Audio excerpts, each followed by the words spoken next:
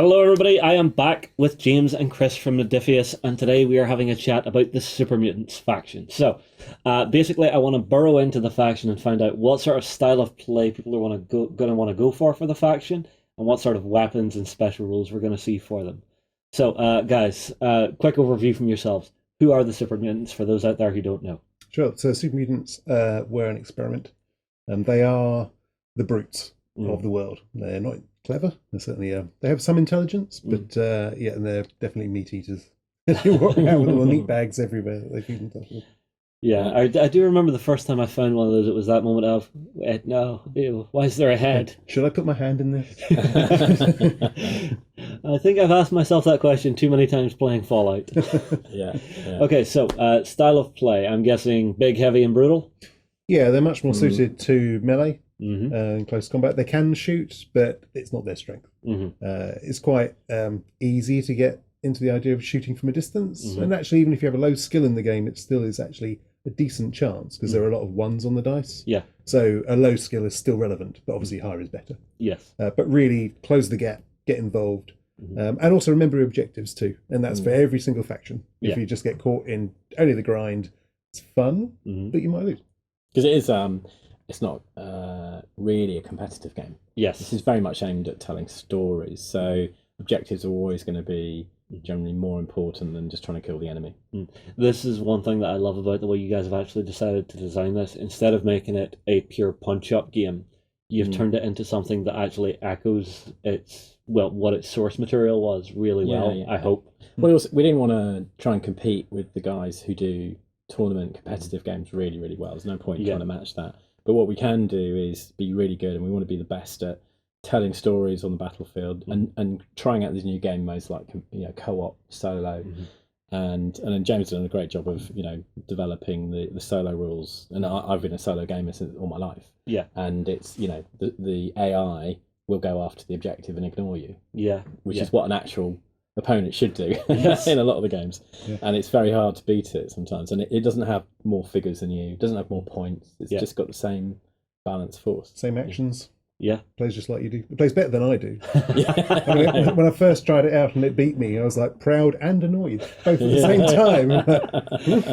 Well, there are some games out there where whenever you beat it, you get that real sense of accomplishment when you do beat it. So if you've engineered that in, I mean, like one that I can think of as a board game, Pandemic. It is a game. Have you played it? Yeah. Yeah. Right. So you know how good it feels to actually beat that game. You go, I gotcha. And it's an inanimate object, but you're standing there going, I got you. Yeah. Well, you did it. Yeah. It's all down to you, what you did. Yeah, absolutely. Yeah. Yeah, the playtesters do say don't underestimate the AI. I feel mean at some point, so they've had such a hard time with it. But it can, as Chris says, it can do all the objectives. Yeah, I mean, that's what, I mean, we played a game where we were simply trying to stop the AI completing its objective. Right. We didn't have one. We were just like, stop them. and it was really hard. I mean, nice. nearly lost. And it's great fun. So, but with the Supermutants, you've got to really focus on the objectives. But if you get into close combat, you've got the muscle to deal with it. And actually, even just being engaged is an advantage in the game because you reduce the options of the other people you're engaged with. Yeah. They can leave, but then you get the free attack. Yeah. They can't shoot at anyone. They can only apart from you, they only focus on you. So you kind of like getting close, like the boxer, holding the guy close. And can you shoot into combat in the game? You can. Is it risky?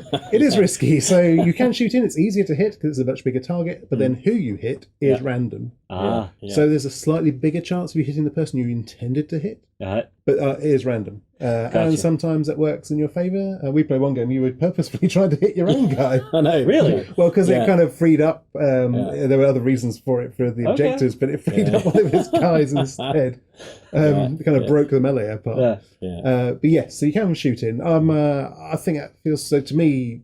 It's a whirling melee of people. Yeah. They're not sat there just in those two positions. It's actually it's an active situation. So while you're actually having a punch up, you move about? Well, so I mean, there's two parts to that. Yeah. In my mind, I think that's what it represents. Yeah. This whirling thing going on. It's not just that guy's there and this guy's here. Yeah. But actually, after you've done a close combat attack, you can actually slide around the base as well if you don't break contact with someone else. So it can move around, and actually you can kind of get close to someone, attack them, and then swing around and engage someone else as well and pin them down potentially. That's That's very cool. Even the AI is aware how to avoid that too. And as a means, the fight can gradually move across the battlefield as it would in real life. They don't just sit there going, "I'll hit you now, you hit me. I'll hit you now." Yeah. Which happens in a lot of games. I actually really like that. That's a really clever way to have combat actually shift and shuffle about. It just feels more active. Yeah, although if you have like multiple people, can it still shift and shuffle, or if you're in contact with more than one, are you stuck? You're not allowed to break contact. You can engage more, but you can't engage less. So you can't, if there are two people are pinning you, that's it. You can't move. You could leave combat. Yeah. But you can't do the free slide. Those two people that are pinning you can freely move around you to try and hook someone else nearby. Yeah, if they're not pinned by someone else. And outnumbering gives you an extra green dice, which is better to hit. I see. All right, well, without further ado, let's meet the mutants. So we have our starter set here. So who all do we get in this set? So we have 2 mutant hounds. We have... is that the starter set? Do we have... Where's Aviator? Oh, starter set, sorry, not the 2-player set. So we have a brute, a master, and some supermutants. So supermutant themselves are the kind of the core. They are, even as you know from playing Fallout, seem very similar. I don't want to sound supermutantist. But they're your core of your army. Most of them are running around with a stick with a nail in it. But they are, they're strong. They're great with melee weapons. Like I said, they have low skill when it comes to range weapons. And they generally can't hack. No, that's right. I mean, there's no lock picking for them because they just can't smash stuff. But they've got the enslaved tech. Maybe they could use him to help them do the hacking if required for various objectives. But not much armor either. So they have very high health. So in the game we have the special stats, and the skills are attached to a particular attribute, but not always the same attribute. So for the supermutants, their health actually is derived from their endurance. For some others, it may be derived from their agility, because that's the reason why they can last in combat. So that way we can have some good differentiation with things that are, they'll be in combat for a long time. So like a particularly extreme, like a ninja, it's not because they're super strong or muscly, it's just because they're really agile. But these guys do rely on their endurance for it. I do want to bring up one thing about the sculpts very quickly, and it's something I'm seeing you've done. You've actually done a lot of different body types for them. Which is something which is very, very rare to see in miniatures games. Normally, whenever I see a miniature on the tabletop, if it's a male miniature, there's a couple of archetypes that I'll see. These you went for actual human-esque body types, which is really cool, guys. I'm really digging it. Is it showing the exact? Yeah, it's showing the exact same on the 3D render. So you can see this one guy on the far right. He's got a little belly. He's a bit out of shape. He has been doing his many stomach crunches. He's out of shape. I wouldn't say it to his face. You've got the guy on the left. He looks a little bit more skinny, a little more wiry. That is a really cool thing to have in your sculpt. And then, hello. Who is that? Yeah, it's Hammer. So that's the actual character set. So Hammer's the character that he's just got a rocket launcher, missile launcher, and he's pretty badass. Yeah, so I'm guessing because he's a leader, he's maybe a little better at shooting. Yeah, he's got so Hammer actually has a speciality with the hammer. Speciality means they're better with that particular weapon, which gives them a bonus. But also you can turn the advantage you get when you do a charge. You might get a black or green dice, which is more accuracy or more damage. He can choose yellow, which is armor reduction, because the hammer is about powering through the armor. The Supermutant hounds are pretty awesome as well, aren't they? Yeah, so hounds are great as they're really fast. They're strong. They're great to get out there and tie down other people. It's pinning them in combat. Okay, so if I see a Brotherhood of Steel guy with a minigun, get that. Lock it down. Absolutely. I mean, they're fast across the field. I mean, they can't do lots of the objectives because no thumbs, no hacking, but they're really, really useful. And they're quite tough. All of the supermutants are immune to radiation. Great.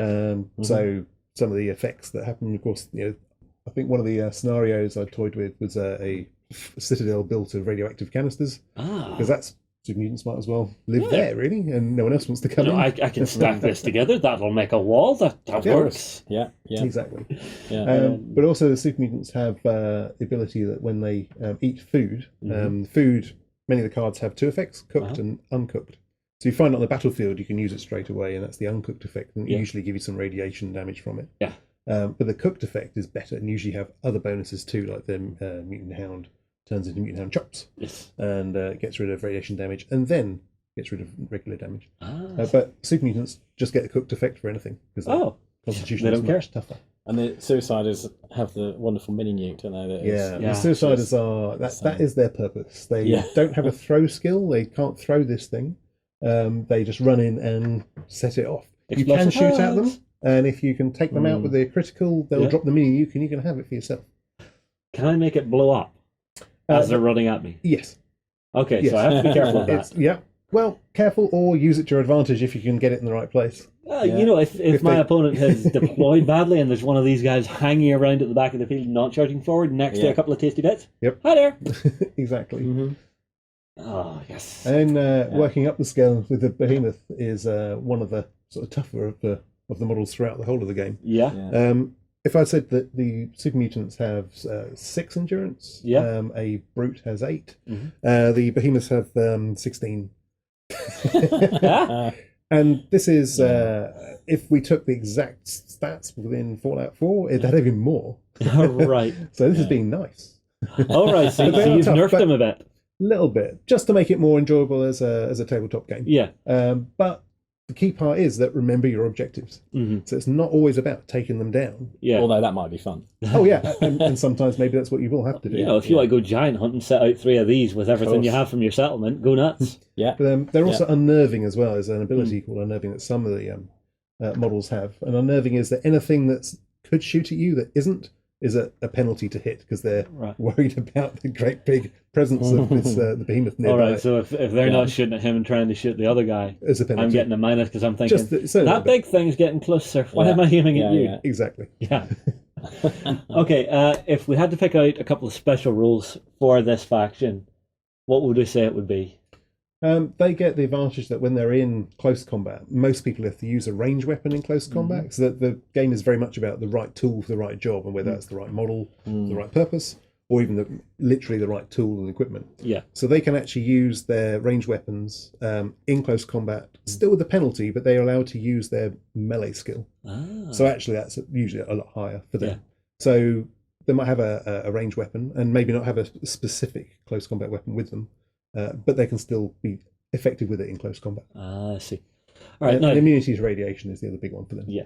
Now, one of the things you guys have talked about is having like settlement phases and stuff during big narrative games. Does the Supermutant one work differently to a Survivor one or a Brothers of Steel one? How does it operate? At present, they're the same. A couple have slightly different names, just because, like, so the crop fields for most of the factions. For the Supermutants, they're called meat bags. Yeah. So there's only a slight difference. So it's just more thematic. At present, yeah. Yeah.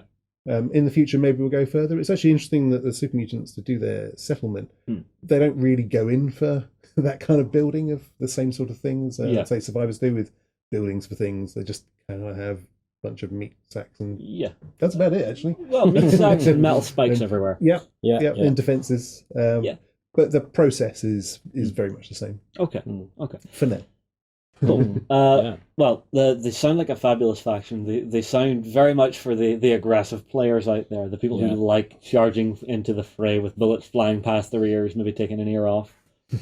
What would you say is one of the key units that you would really want to be getting early if you were moving to your first expansion after the starter set?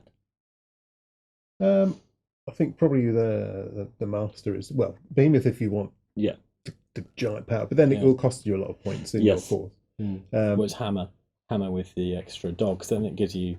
Yeah. So you've then got 3 mutant hounds, haven't you? And then and Hammer those, himself. So when we do, in any of the expansion boxes, if we have the same unit as you may have in one of the others, we usually have an alternate version of the unit card. So that way, it's not just the same thing again. So actually with Hammer, you get the mutant hound fiends. And they're slightly more aggressive, but they don't have as much health. So gives the candle that bites twice as bright. Bites half as long. I'd say I think Hammer is a great one to have, especially because if you're up against power armor, again, you really want the right tool for the right job, and you need something with the yellow dice, which is the armor reduction dice, which are not to be underestimated. People tend to focus on the black dice, which are about more damage. I see. Because that's a very natural thing that we're used to in a lot of games. I see. Yeah. And then after that, obviously in Wave 2 and 3, we've got Fist, the character, and the Overlord coming, who both got big weapons. Yeah. And then beyond that, we've got more Supermutants with melee weapons. Yes. Just to grow that side. Yeah. So they are very good with heavy weapons, mostly across Supermutants because of their strength. Yeah, they can just hold it on target. Yeah. So whilst they're not great with like rifles and pistols, heavy weapons is actually a strength of theirs. Okay, cool. All right, well, guys, thank you very much for talking us through the Supermutants. Guys, tell you what, get your comments in below. Is this the faction for you? Do you want to actually build some big green Supermutants to actually lay out into the wasteland, to lay into the Brotherhood of Steel or the Settlers? We will move on. We'll see you again very soon. Go ahead and check out our other content on screen now, and be sure to check out beastsofwar.com for the latest gaming news and gaming Let's Plays. And while you're at it, why not hit subscribe, and remember to ding our dong. Go on, you know you want to click it. Go on.